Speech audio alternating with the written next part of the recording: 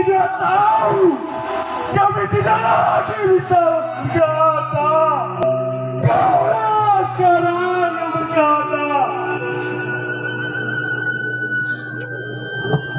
Kami bicara padamu dalam hening di malam sepi. Jika dada rasa hampa dan jam dinding yang bentang. Kenanglah kami, teruskan jiwa kami, menjaga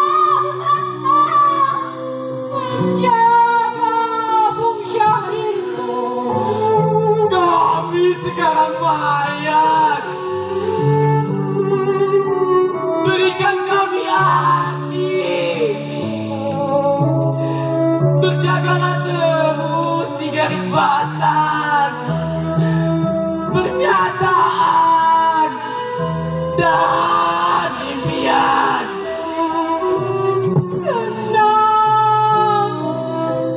Kenanglah kami yang tinggal tulang-tulang diliputi debu.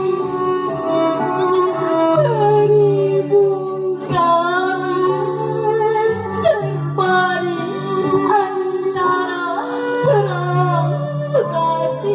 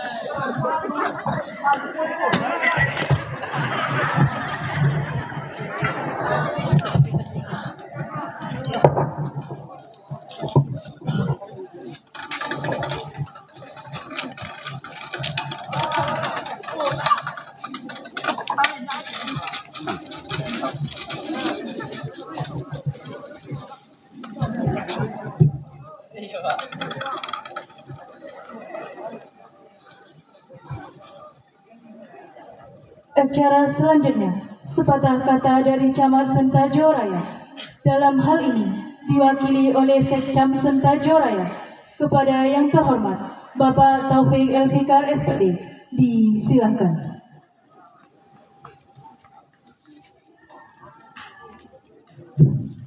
Bismillahirrahmanirrahim. Assalamualaikum warahmatullahi wabarakatuh.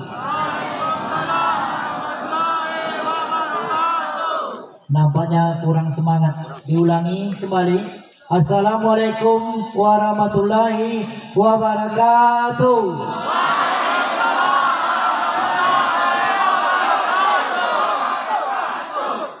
Yang kita hormati PJS Bupati Kabupaten Kuantan Sengingi yang telah hadir dengan kita pada kesempatan hari ini dalam rangka silaturahmi keluarga besar SMA 1 Sentajo Raya dengan PJS Bupati Kabupaten Kuantan Sengingi. Mudah-mudahan kedepannya dengan kehadiran Bapak Bupati ke SMA 1 Sentajo Raya ini banyak mendapatkan kemajuan yang akan kita dapati dari apa-apa yang nanti akan disampaikan oleh Bapak Bupati. Kemudian yang saya hormati Kepala Dinas Kesehatan, dalam hal ini diwakili oleh Kepala Puskesmas Sentajo Raya. Izin Pak Bupati, kami di Kecamatan Sentajo Raya memiliki 2 puskesmas. 1 Puskesmas Sentajo Raya, kemudian yang kedua Puskesmas Sentajo.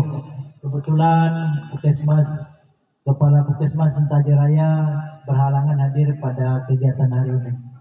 Kemudian yang saya hormati juga para mantan kepala sekolah yang dulu merupakan komandan saya juga di SMA 1 Sentajo Raya ini, Bapak Dr.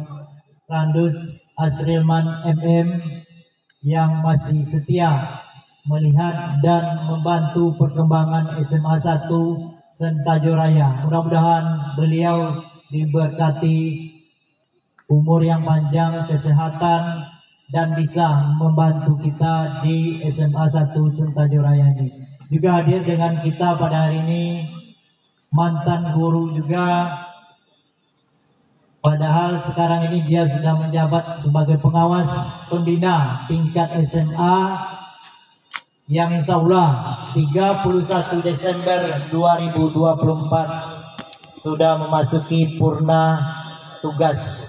Mudah-mudahan dengan kesempatan yang baik pada hari ini bisa memberikan motivasi juga bagi kita semua.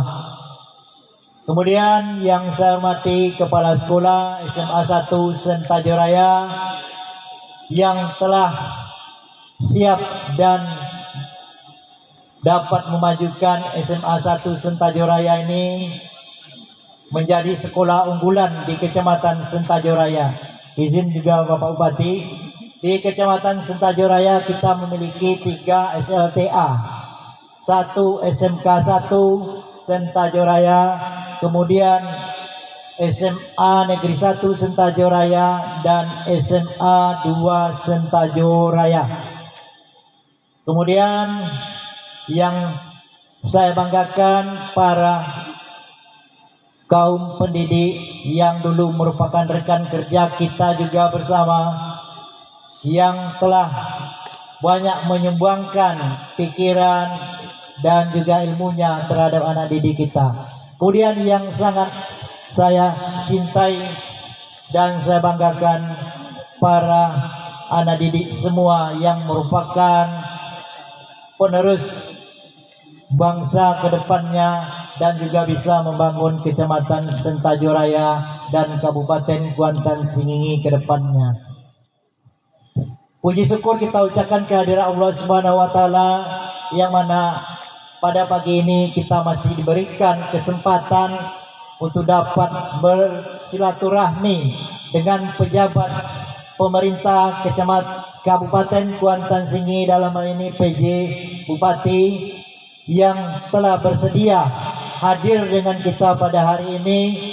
Sungguh pun demikian, pada jam yang sama dan hari yang sama dia mungkin punya agenda yang lain, tapi demi kecintaan dia terhadap Kecamatan Sentajo Raya, khususnya SMA Negeri 1 Sentajo Raya, beliau hadir dengan kita. Aplaus untuk beliau. Kemudian bering salam kita hadiahkan kepada junjungan kita Nabi besar Muhammad Sallallahu Alaihi Wasallam. Mudah-mudahan di yaumil akhir nanti kita akan mendapatkan syafaatnya. Amin, amin ya rabbal alamin. Baiklah Bapak Bupati, di sini kami dari pemerintah kecamatan mewakili Camat Sentajo Raya, yang kebetulan pada hari ini beliau ada kunjungan kerja ke Pekanbaru. Jadi maka diwakili oleh saya sendiri, Sekcam Sentajo Raya.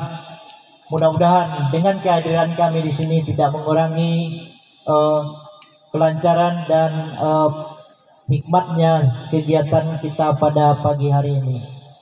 Bapak Bupati yang saya hormati, Kecamatan Sentajo Raya memiliki 15 desa, dalam arti 1 kelurahan 14 desa. 3 desa dijabat oleh kepala desa, selebihnya PJ kepala desa 1 kelurahan. Kami dari Kecamatan Sentajo Raya siap mensukseskan pilkada pemilihan gubernur dan wakil gubernur, bupati dan wakil bupati pada tanggal 27 November 2024 yang akan datang. Mungkin dalam hal ini saya menyampaikan apa yang menjadi keluh kesah dari kepala sekolah tadi, Bapak Bupati, karena Bapak Bupati merupakan kepala dinas kesehatan juga. Mungkin Bapak Bupati bisa memberikan sebelum meninggalkan Kabupaten Kuantan Singing ini kado pembangunan UKS mungkin, karena merupakan usaha kesehatan sekolah. Saya tengok di sekolah kita ini juga belum ada, kalaupun ada masih banyak kekurangan baik dari segi alat dan lain sebagainya. Jadi pada intinya di sini kami menyambut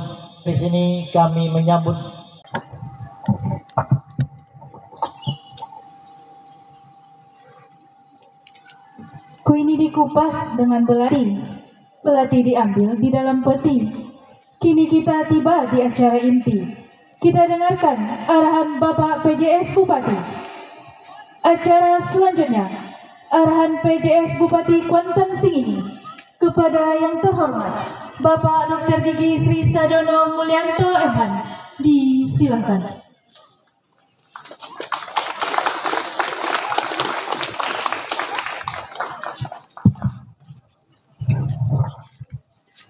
Bismillahirrahmanirrahim. Assalamualaikum warahmatullahi wabarakatuh.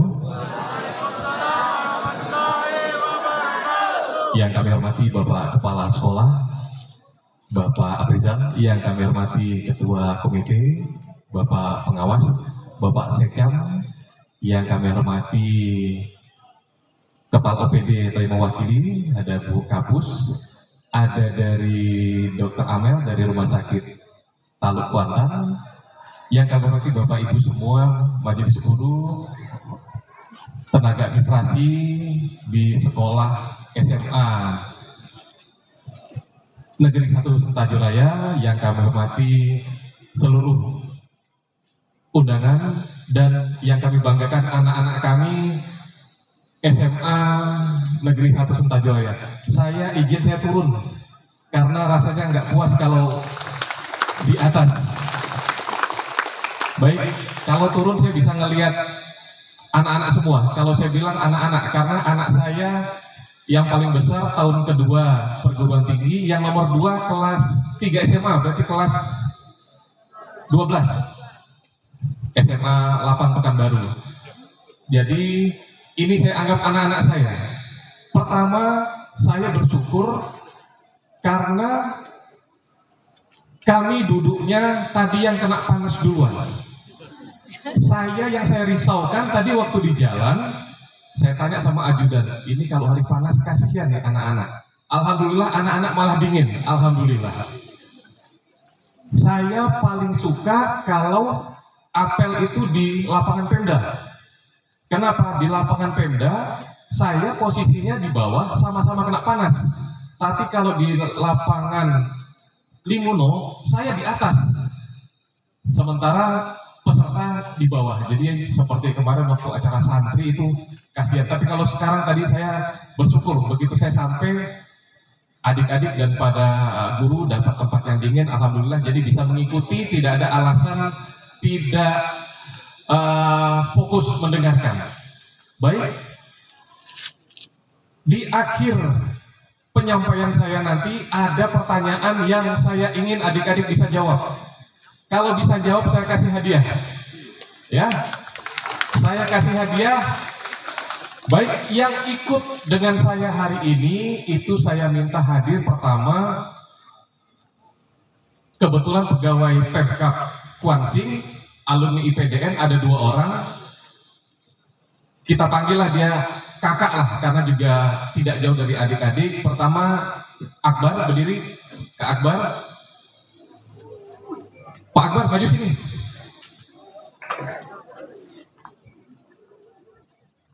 Kak Bintang.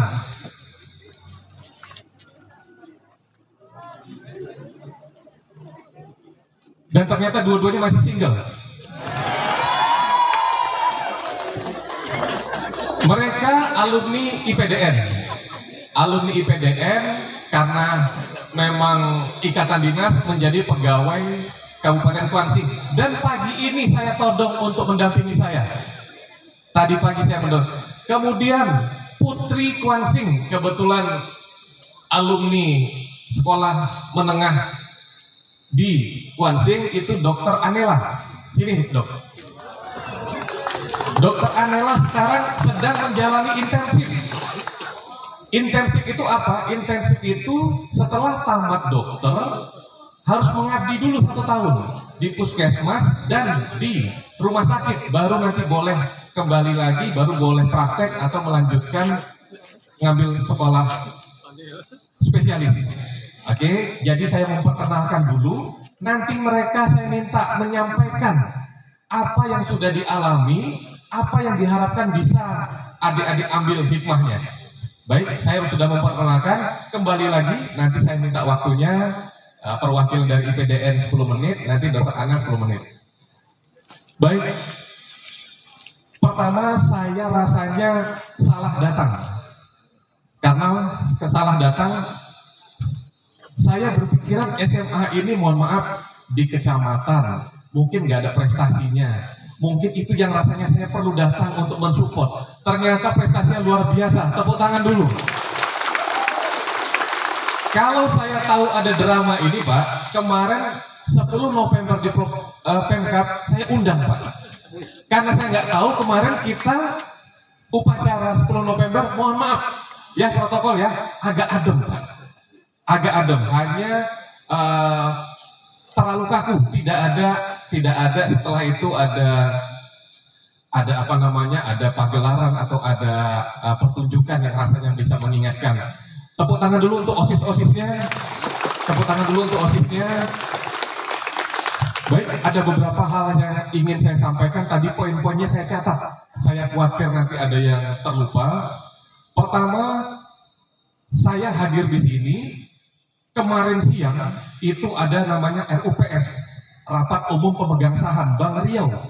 Jadi Bank Riau itu pemegang sahamnya adalah Pemprov Riau dan seluruh kabupaten, baik itu yang di Natuna, Kepulauan Riau semuanya. Namanya BRK, Bank Riau Kepri.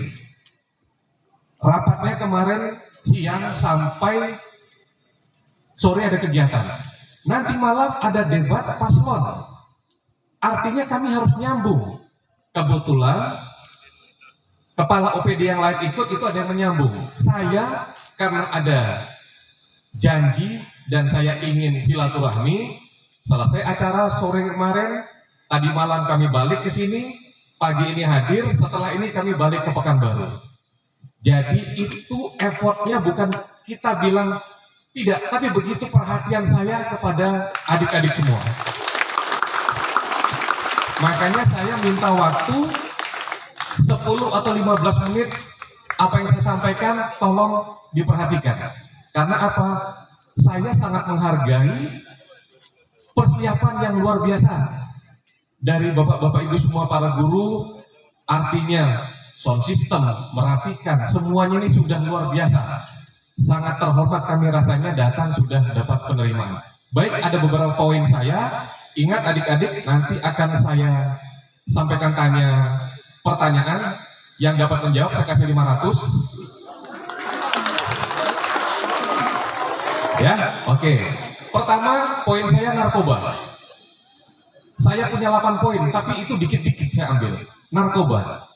Saya bersyukur pernah jadi direktur rumah sakit jiwa Tampan. Jadi saya pernah jadi direktur rumah sakitnya orang-orang, kalau orang ini kasarnya orang gila katanya. Tapi kita bilang ODGJ, orang dengan gangguan jiwa. Baik, 1 tahun 3 bulan saya menjadi direktur. Sebelumnya saya pernah jadi direktur rumah sakit umum. Apa yang saya dapat dari rumah sakit jiwa? Orang yang dirawat rumah sakit jiwa ada 2 sumbernya. Pertama memang gangguan psikisnya, baik itu tertekan, emosional, dan lain-lain, itu menyebabkan dia gangguan jiwa. Yang kedua dari mana? Narkoba. Jadi mayoritas narkoba. Saya masuk ke ruang rawat masih muda-muda, pakai tato, gagah-gagah. Tapi itu tadi udah halusinasi. Jadi narkoba itu menyebabkan halusinasi. Kita nggak tahu mana yang nyata atau tidak. Dan jangan dicoba. Kalau sudah dicoba, hanya beberapa orang yang bisa keluar dari itu. Jadi memang susah kita menyampaikan kepada orang yang memang sering saya dengar kok penyuluhan narkoba, ya udah lalu saja. Tapi saya memang ada di dalam. Saya tanya, kenapa masuk sini? Narkoba Pak. Kenapa? Ya itu Pak kawan. Dan rata-rata balik lagi. Masa depannya hilang. Sangat miris kita kalau ngelihat. Jadi saya undang Pak, kapan-kapan SMA Negeri Sentajo, kalau ada kegiatan mengunjungi, kalau kami di Rumah Sakit Jiwa dulu sering nerima kunjungan SMA Pak. Jadi mereka datang, ingin ngelihat, saya bawa itu ke ruang-ruangan. Saya bawa ke ruang rehabilitasi narkobanya. Saya bawa ke ruang rawat inapnya. Jadi dia, stasenya itu, poinnya itu, ada yang memang gangguan jiwa, ada yang dia karena narkobanya. Tipis. Semua pasien masuk IGD. Di IGD dilihat sama dokternya. Oh ini ternyata beratnya udah narkoba. Bukan masalah kejiwaan, direhabilitasi. Oh yang ini sudah nggak bisa lagi. Ini udah gangguan jiwa, masuk bangsal rawat inap jiwa.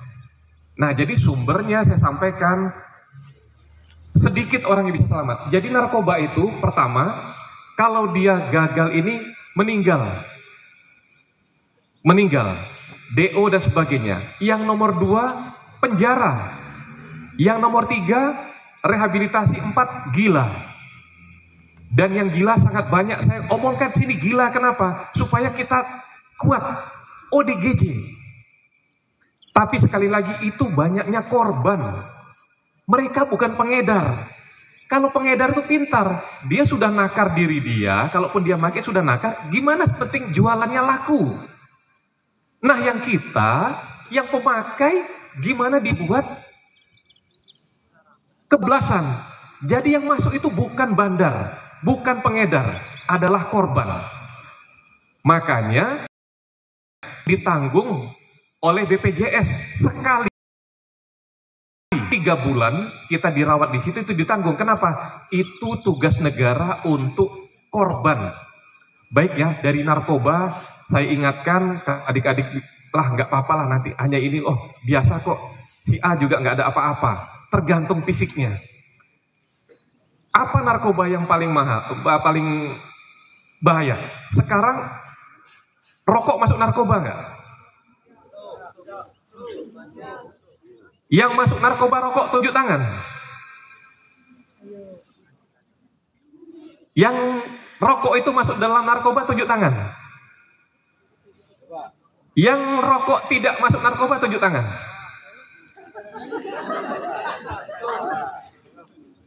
Kita harus punya sikap. Masalah salah benar nomor 2. Harus punya sikap. Saya tanya, yang setuju rokok itu narkoba? Setuju rokok narkoba? Yang tidak setuju rokok itu narkoba? Baik, saya sampaikan. Narkoba itu apa? A-nya itu zat adiktif. Rokok buat candu nggak? Masuk narkoba. Jadi kalau dia zat adiktif, dia. Jadi Pak Guru yang ngerokok, Pak narkoba itu Pak. Adik-adik yang rokok narkoba, masuk narkoba. Ada zat adiktif, ada kecanduan. Saya habis makan kalau nggak ngerokok nggak enak, udah kecanduan. Baik, kalau ngerokok sembunyi-sembunyi jangan terang-terangan. Yang bahaya apa lagi yang paling bahaya? Lem. Lem itu ngerusak, ya. Lem itu ngerusak saraf. Saya tanya sama dokter spesialis jiwa, dok, narkoba yang paling bahaya apa dok? Ada ganja, ada morfin, ada ini, ada ekstasi, ada apa? Yang sering dipakai yang bahaya itu lem, Pak Direktur, waktu saya masih direktur. Lem. Jadi kalau lihat anak-anak ngelem masih ini, ya Tuhan, gimana dia? Hancur otaknya. Jadi lem yang paling bahaya. Coba yang ngelem tunjuk tangan. Siapa tahu respon nggak sengaja, kasih hadiah. Baik, itu tentang narkoba. Saya singkat lagi karena nanti Dokter Anel kita minta. Siapa yang punya medsos di sini? IG. Siapa yang punya IG? Yang punya IG. Nanti hadiah yang nggak punya IG nggak bisa. Siapa yang punya IG? Oke, yang punya IG. Yang tadi main drama punya IG nggak? Punya. Saya kalau disuruh milih, Pak PJS, kita perlu 10 orang Pak, anak SMA yang kita minta bantu-bantu kita di Pemkab. Yang saya lihat adalah kumpulkan mereka semua, minta IG-nya, minta medsosnya, dah pulang. Saya lihat IG-nya. IG itu personal branding. Kalau Bapak Ibu lihat IG saya, isinya apa? Isinya menukang, saya hobi nukang, saya hobi touring naik kendaraan jadul, saya hobi main gitar walaupun suaranya cempreng, saya hobi ketahuan hobi seseorang, ketahuan passionnya di mana. Ada orang IG-nya suntuk terus, risau galau terus. IG itu setiap sekarang ya 80% HRD ngelihat dari medsos. Dari situ ketahuan orang bagaimana brandingnya. Jadi saya ingin sampaikan di sini, mulai sekarang adik-adik, rekam jejak digital itu ada. Oke, nanti mungkin sudah dihapus. Tapi pada saat kita ngelamar pekerjaan atau semua, dibuat di situ. Nanti diminta, tolong buatkan akun media sosialnya. Bagaimana saya menseleksi? Itu tadi. Saya tahu mana yang kreatif, saya tahu mana yang ini, saya tahu mana yang ini. Tapi saya ngelihat, wah ini suntuk aja, wah ini tertutup nol aja, nggak ada ini ya. Nah jadi saya sampaikan, kalau posting yang baik-baik, posting yang rasanya, ingat, Pak PJS nyampaikan kemarin tanggal 14, Bapak Ibu pingin tahu tentang saya, lihat IG saya, udah ketahuan. Olahraga saya apa, ini saya apa, ini saya apa, prestasi saya apa, sudah ketahuan. Ya, baik, jadi personal branding itu penting dan tolong kita untuk akun media sosial bijak, jangan yang memposting yang tidak perlu. Saya yakin pasti yang punya IG, oh aku, prestasi apa, kegiatan apa, oh ada acara tadi, ayo, dari situ ketahuan, oh ini anaknya aktif nih, oh ini anaknya ini nih, oh ini anaknya hobi fotografi nih, oh ini anaknya bisa buat konten bagus nih. Saya minta tolong teman-teman Forkop, maaf, saya minta tolong teman-teman Humas, saya minta tolong teman-teman ini, ada dia admin di pariwisata, oh bagus dia buat ini, oh bagus buat, dari situ. Jadi dari situ kita bisa ketahuan orangnya. Itu nomor 2 tentang personal branding. Artinya setiap kita, adik-adik mungkin bisa ngelihat, kalau ada kerja kelompok atau apa, dimasukkan dengan kelompok situ kan sudah tahu nih kan, kawan ini dia rajin nggak? Kawan ini bisa ini nggak? Itu sudah terbangun sendiri.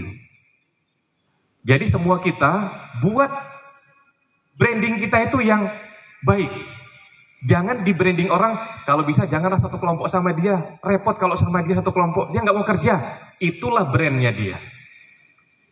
Paham adik-adik? Baik, sedikit lagi, saya takut lupa karena banyak ini. Saya lahir di Payakumbuh. Orang tua saya Jawa. Bapak saya tentara.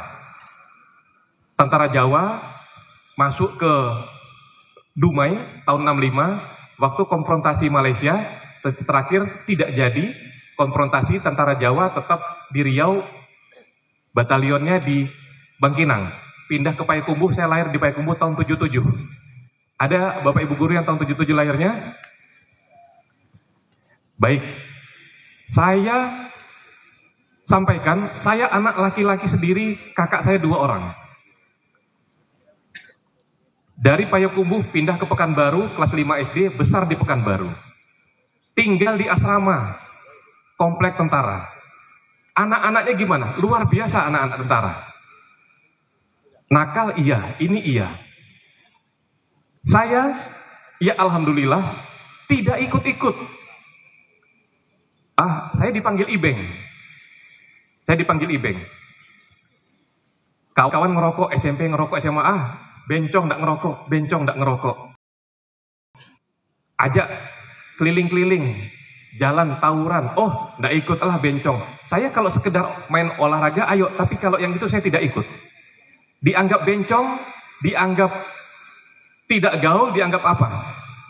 Tapi saya bukan mau menyampaikan bahwa menceritakan kondisi mereka, tidak. Alhamdulillah sekarang yang sedikit lebih baik itu yang tadi dibilangnya bencong, yang tadi dibilangnya nggak gaul, yang tadi dibilangnya nggak ngerokok, nggak hebat.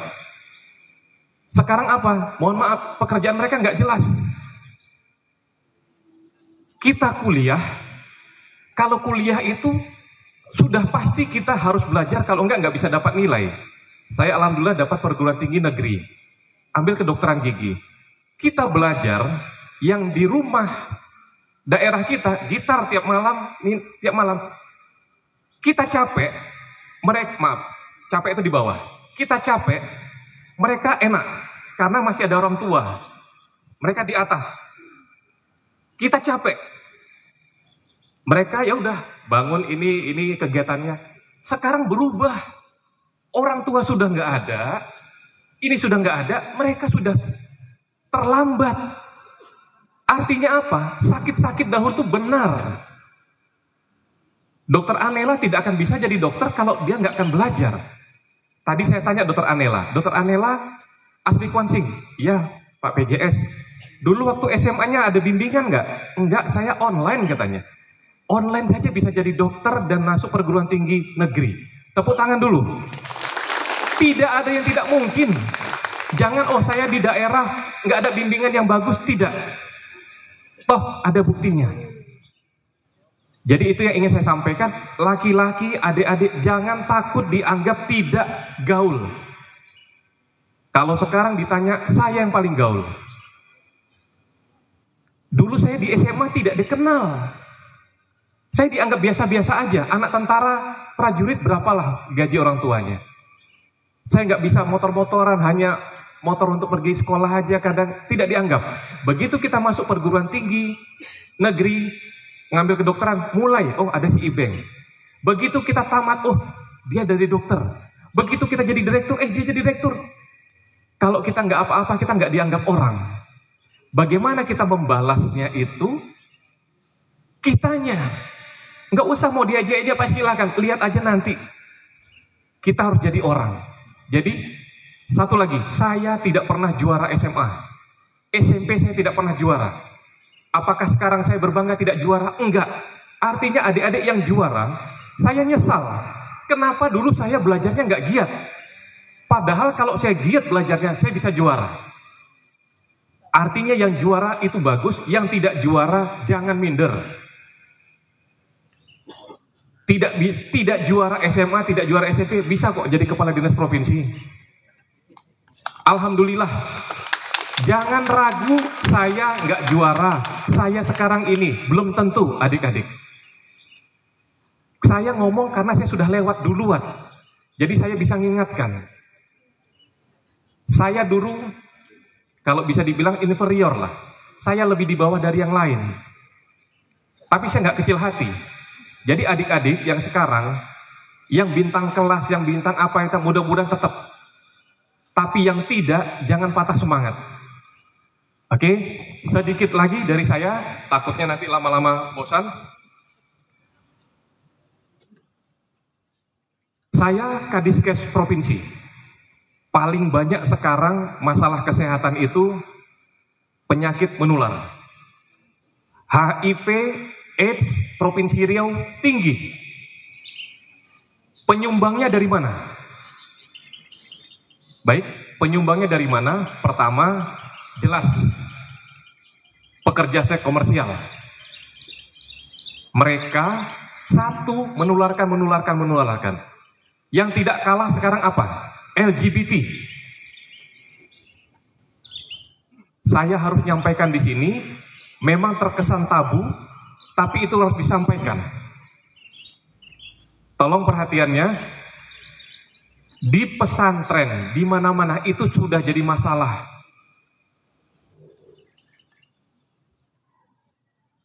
Saya bingung cari kalimat yang mudah dimengerti bahwa kita harus sama-sama aware masalah LGBT. Lihat di berita-berita, tertangkap di hotel di apa, laki-laki sama laki-laki. Padang, kawan saya dinas di puskesmas sana, dia punya konseling HIV di puskesmasnya, mayoritas anak-anak muda, mahasiswa yang datang HIV. Kalau adik-adik itu menular. Itu menular. Bukan HIV-nya, perilakunya. Dia dulu anak baik-baik, tidak suka sejenis, terpengaruh, sempat besoknya dia cari lagi. Makanya menular. Saya tidak tahu di sini ada atau tidak.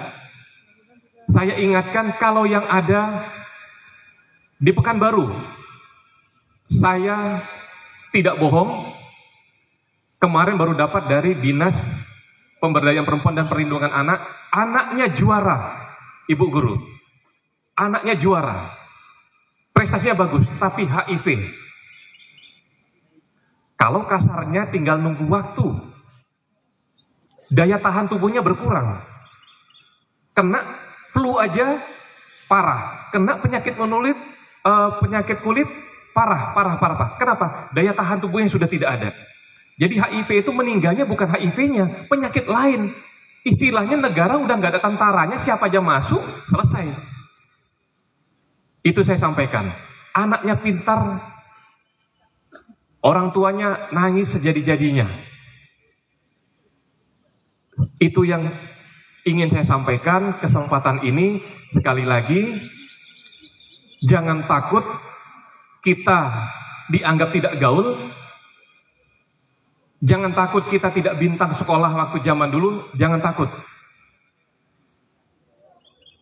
Saya ingatkan untuk kita bijak menggunakan media sosial. Mungkin rasanya nanti kalau ada yang terlupa saya sampaikan. Kemudian saya selalu memakai istilah no pain, no gain. Tahu artinya? Coba yang sebelah sini dulu, arti no pain, no gain apa?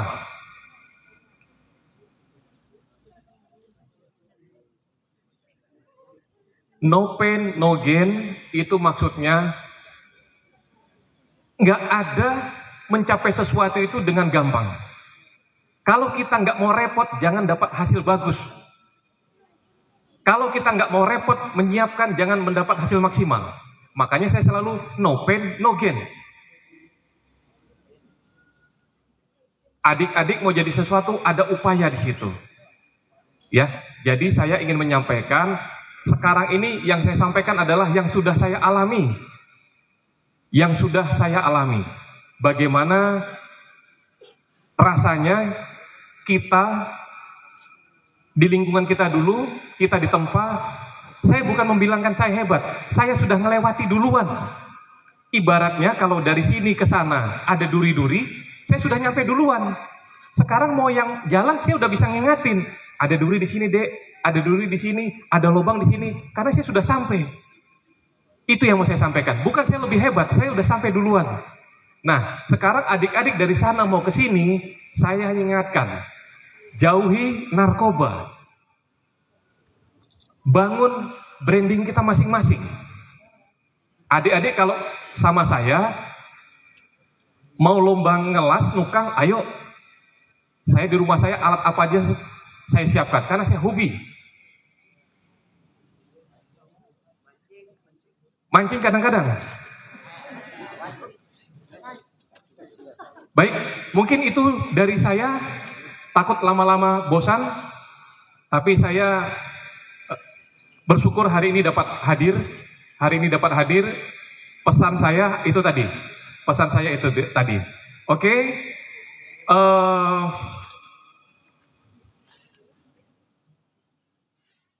Ketua OSIS-nya siapa? Oh, itu ya, yang tadi ikut tampil ya. Baik.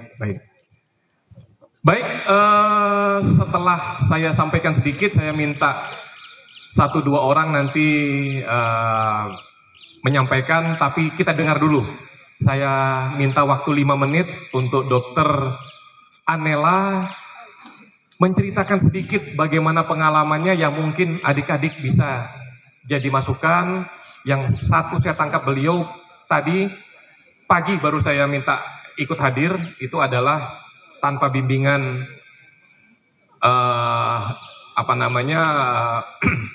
beliau bisa. Kita minta bagaimana pengalaman beliau, nanti baru kepada Kak Akbar nanti kami minta juga. Silahkan Dokter Anela.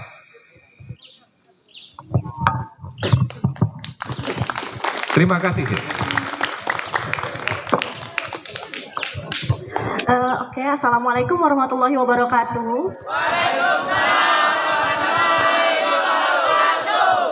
Pertama-tama kenalan dulu ya. Perkenalkan, nama saya Dr. Anela Hairunisa, biasa dipanggil Dr. Anela. Saat ini sebagai dokter internship tepatnya di RSUD Teluk Kuantan. Untuk motivasinya kali ya, motivasi untuk adik-adik kali, gimana cara perjalanan sebelum jadi dokter nih, susah payahnya aja.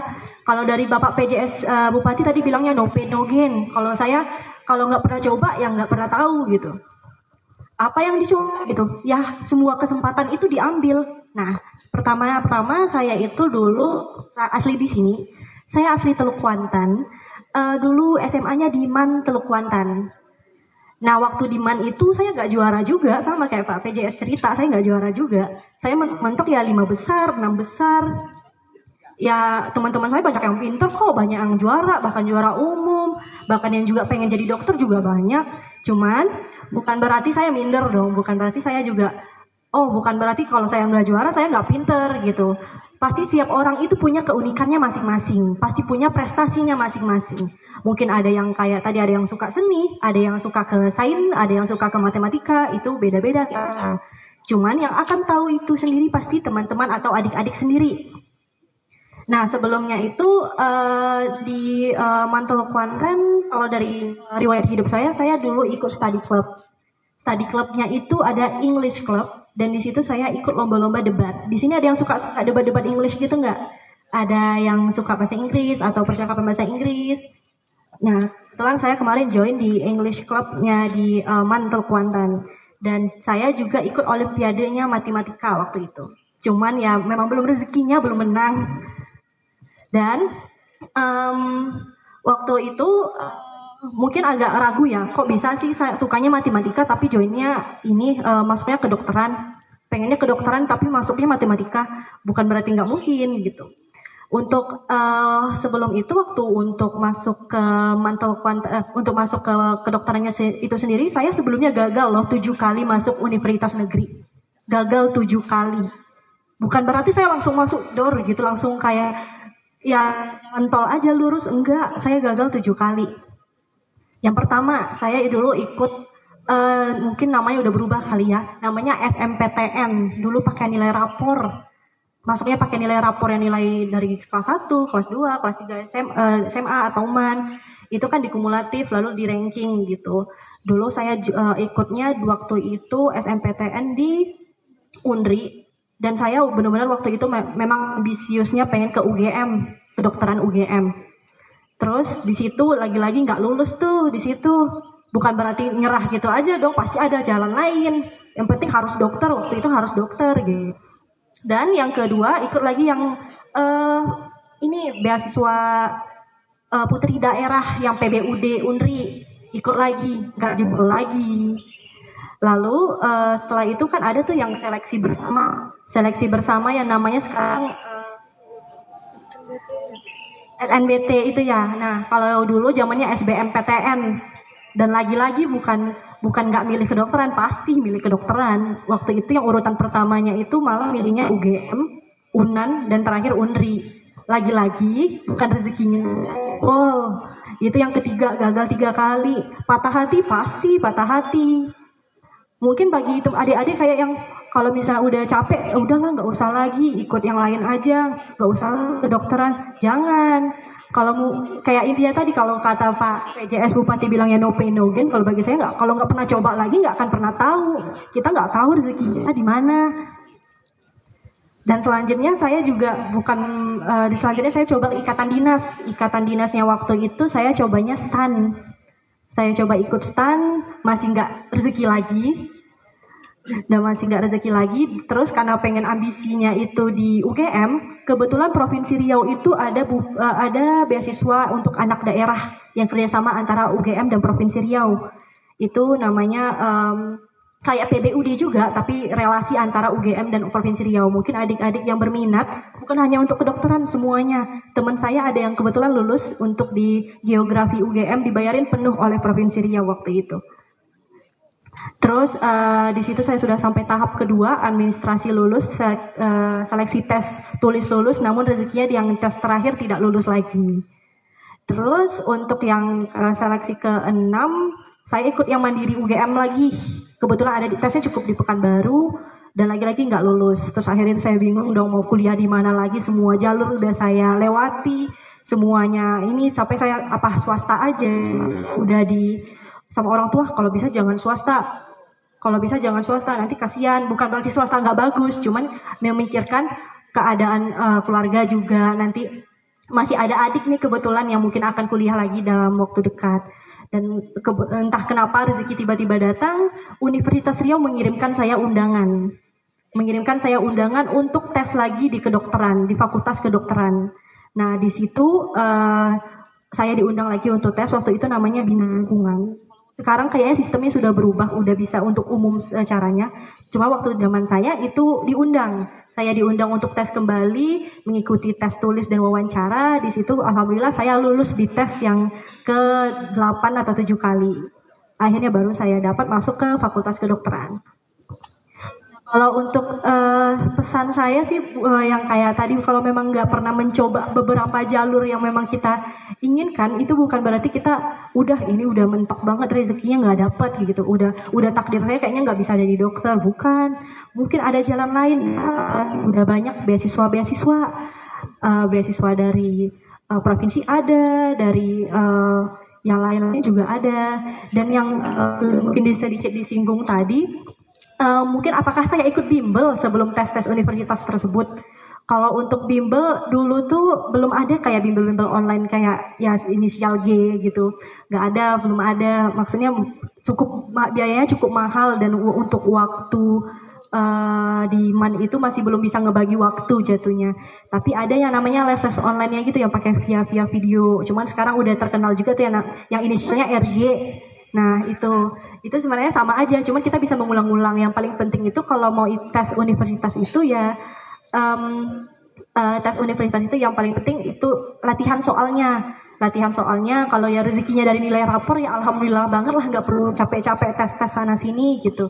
Dari teman-teman adik-adik sini ada yang mau minat kedokteran nggak? Siapa? Tunjuk tangan dong.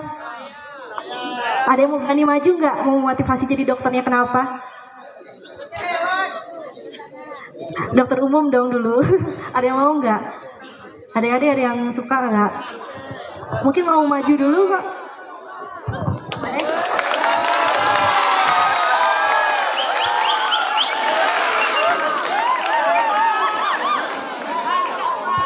Kenalan dulu, namanya siapa, dari kelas berapa, kenapa pengen jadi dokter? Assalamualaikum warahmatullahi wabarakatuh. Perkenalkan, nama saya Rafwan Tubrizi Wicaksono dari kelas 10-3. Alasan saya ingin masuk kedokteran karena disuruh oleh orang tua agar tercapai impian orang tua. Ada yang disuruh orang tua, yang lain, motivasi yang lain, teman-temannya ada yang mau jadi mau masuk kedokteran juga enggak? Yang lain? Yang cewek dong satu, ada enggak? Yang minat kedokteran, yang mungkin udah belajar nih dari sekarang, udah mau nunjuk universitas mana nih yang mau gitu. Ada enggak satu orang aja? Kamu mau? Boleh, nggak usah malu-malu. Boleh satu orang aja buat motivasi ke teman-temannya juga, boleh yuk.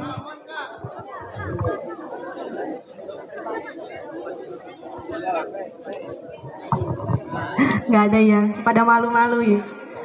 Oke, kalau adik-adik mungkin masih bimbang dan ragu sekarang mau masuk mana, mau bingung kayak gitu.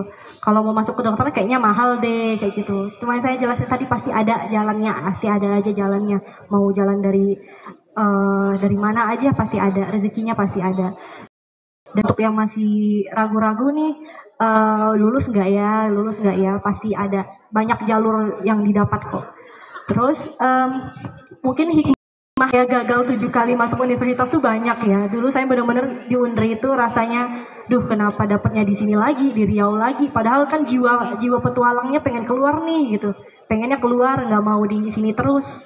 Terus endingnya saya malah ikut organisasi di universitas. Organisasinya itu perkumpulan kedokteran se-Indonesia secara nasional. Di situ ada ada meeting-meeting nasional yang kita bisa bertukar pikiran sama anak UI, anak UGM, anak UNAI, lain-lain. Di situ sebenarnya Unri itu nggak kalah jauh kok sama universitas-universitas besar di Jawa.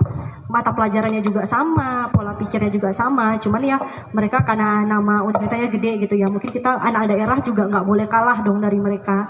Di situ juga kayak termotivasi lah. Kita tuh juga anak daerah nggak boleh kayak kalah dari mereka kayak gitu. Terus dan kebetulan saya juga di Universitas Riau juga kebetulan lulusnya tepat waktu dan alhamdulillah nilainya juga bagus lumayan. Dan rezekinya lagi dapat di internship di sini, tepatnya dekat dengan keluarga di RSUD Teluk Kuantan juga. Dan untuk sambil-sambilannya hikmahnya saya juga mengajar di suatu bimbel bimbingan kedokteran yang di bawah dari alumni saya seperti itu. Mungkin untuk memotivasikan adik-adik kelas saya juga dan juga adik-adik yang mungkin berminat ke kedokteran. Mungkin kalau ada yang ingin bertanya-tanya fakultas kedokteran boleh kok sekarang, kalau ada yang mau tanya-tanya boleh. Apakah ada pertanyaan kira-kira? Mau nanya lagi?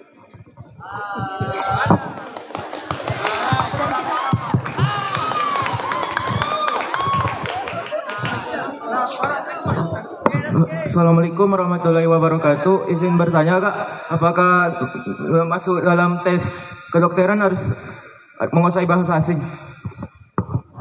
Harus menguasai bahasa asing ya? Apakah masuk tes kedokteran harus menguasai bahasa asing? Oke, boleh duduk lagi kalau. Oke, pertama-tama bahasa asing ya, yang paling internasional pasti bahasa Inggris.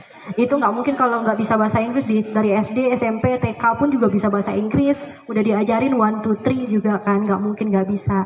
Karena dari ilmu kedokterannya itu sendiri luas, bahkan buku-buku kedokterannya itu bahasa Inggris. Walaupun ada sih terjemahan-terjemahan yang sudah dijadikan Indonesia, bukan berarti terjemahannya itu bahasanya sangat cantik kayak bahasa Inggrisnya ya, karena dari kedokteran itu sendiri biasanya pakai bahasanya sambil-sambilan bahasa Inggris juga. Dan kalau untuk apakah perlu, bisa dibilang perlu, karena memang dari ruang lingkupnya buku-bukunya juga pakai bahasa Inggris, bahkan beberapa dosen juga mengajarnya pakai bahasa Inggris sebagian, dan ada juga memang yang kayak ilmu-ilmu terupdate, misalnya kayak tentang COVID-19 kemarin kan belum ada tuh orang Indonesia yang meneliti. Nah itu adanya di waktu itu ada jurnal-jurnal bahasa Inggris seperti itu. Oke. Mungkin dari saya itu saja motivasi untuk adik-adik. Semoga cita-citanya segera tercapai. Bukan harus jadi dokter, mungkin jadi orang yang berguna di masa depan nanti. Baik, segitu saja dari saya. Assalamualaikum warahmatullahi wabarakatuh.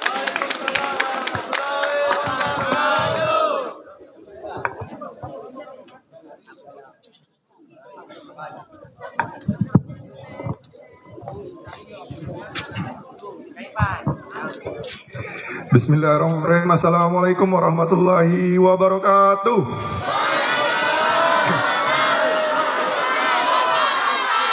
Bismillahirrahmanirrahim. Suatu kebanggaan buat abang bisa tampil, bisa memberikan materi buat adik-adik sekalian pada hari ini yang telah diberikan oleh Bapak PJS Bupati kepada abang pada hari ini. Sebelumnya di sini abang mau memperkenalkan diri. Nama Abang Muhammad Naufaldi Maulana Akbar yang biasa dipanggil Akbar. Abang merupakan anak asli daerah Kabupaten Kuantan Singingi. dan sekarang bekerja di kantor bupati sebagai seorang pegawai negeri sipil. Sesuai dengan tema yang diberikan Pak PJS Bupati pada hari ini, yaitu membahas tentang kenakalan remaja. Adik-adik sekalian, di sini abang menceritakan pengalaman abang sedikit, mulai dari kecil sampai abang bisa mencapai titik sekarang ini. Adik-adik sekalian, abang sudah merasakan berbagai tantangan dan rintangan, mulai abang dari SD sampai abang bisa bekerja saat ini. Banyak pengalaman-pengalaman yang sudah abang lewati. Intinya, selalu yang abang lakukan itu menguji tantangan baru. Adik-adik sekalian, abang dulunya itu SD sudah berpindah tempat, mulai dari pernah merasakan SD di Inuman, SD di Basrah, SD di terakhir itu 019 Sungai Jering. Dan abang melanjutkan sekolah di SMP 1 Teluk Kuantan. Ujian dan tantangan abang mengubah diri abang menjadi baik itu mulai dari SMP ini. Karena pemikiran kita sudah mulai balik dan mudah merahkan hal yang baru untuk kedepannya. Adik-adik sekalian, kalau dibilang saat di SMP, abang itu termasuk bukan yang orang terlalu pintar. Itu mungkin peringkat 9, 10, 11. Tapi abang selalu punya cita-cita yang sangat tinggi. Kalau misalnya kita pernah ada bermotivasi itu pernah menyampaikan, mimpilah setinggi-tinggi mungkin, jikalau engkau jatuh, itu bisa jatuh di antara bintang-bintang. Jadi saat di SMP itu, walaupun abang ranking yang mungkin dianggap pas-pasan, mungkin ya tergolong tinggi tapi pas-pasan, abang punya cita-cita ingin masuk SMA+.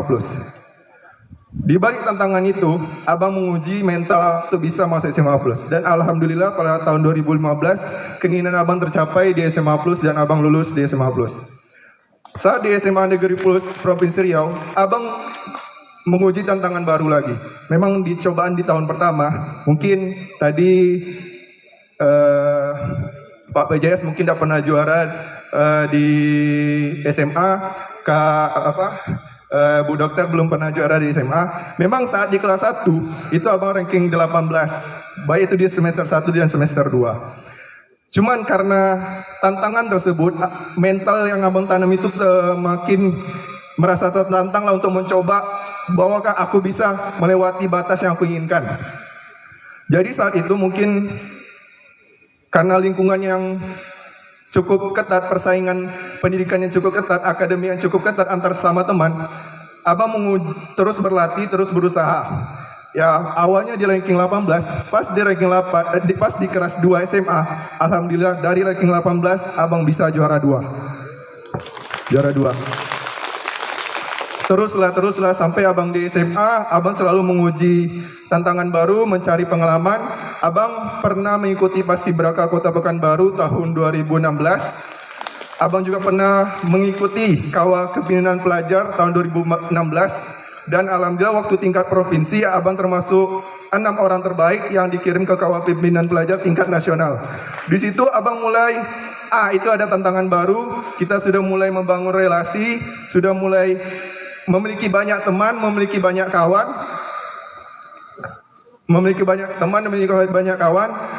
dan setelah SMA Plus, abang menguji tantangan baru lagi, yaitu pengen bercita-cita.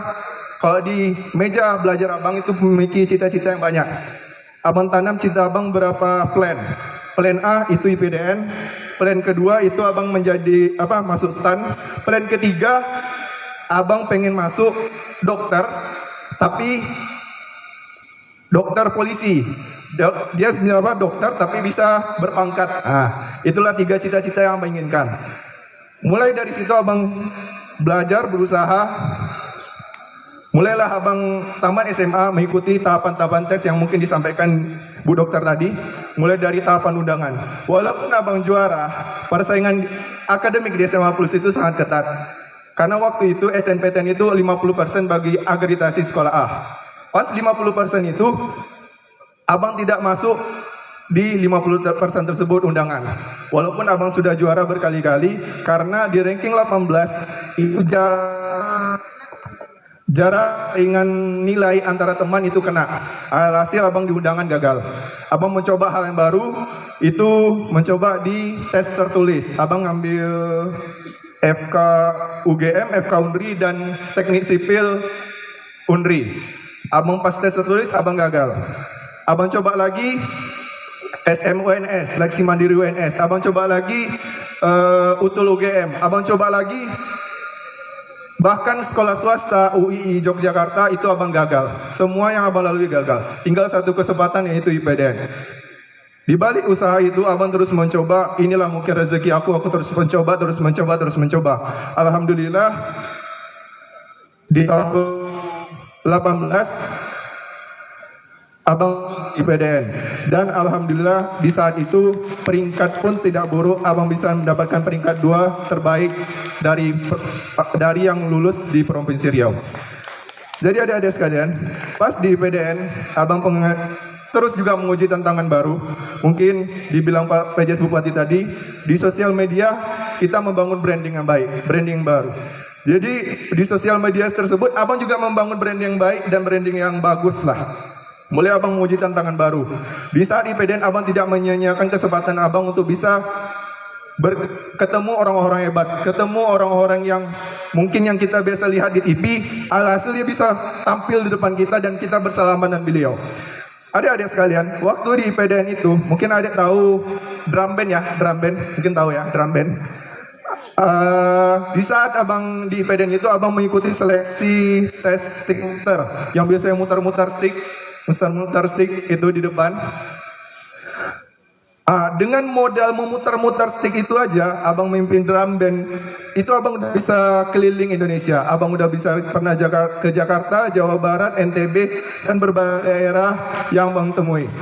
Dan abang juga dengan modal hal seperti itu, abang pernah ketemu berapa tokoh-tokoh hebat, berapa pejabat-pejabat penting negara. Abang pernah ketemu Andi Perkasa, Bapak Panglima TNI Andika Perkasa, pernah ketemu Pak Anies Baswedan, Ganjar Pranowo, Pak Ridwan Kamil, Bu Susi Pujiastuti, dan lain-lainnya.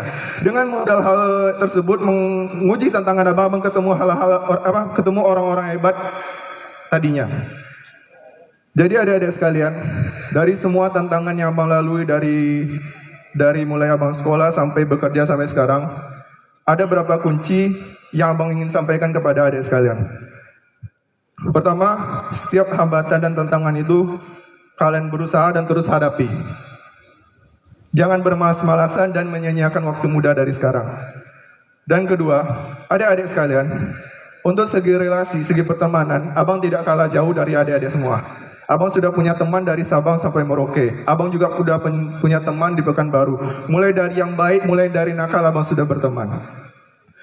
Abang alhamdulillah tidak merokok, tidak pernah sekalipun merokok. Dari kecil sampai dewasa tidak pernah menghirup asap rokok. Mungkin sedikit ya abang sampaikan. Mirip dibilang Pak Bupati tadi. Orang mungkin menyampaikan, seringkali itu orang menyampaikan, Bar, rokok yuk. Aku udah merokok, malas. Memang itu udah didikan keluarga. Dah asik lu bro. Dah nakal, dah keren lu bro. Dah gaul lu bro. Sering penyampaian teman-teman abang seperti itu. Sekarang abang bertanya ke adik-adik perempuan. Adik-adik perempuan lebih suka cowok yang merokok atau tidak merokok? Ada yang cowok lebih suka cewek yang baik atau yang jahat? Untuk jadi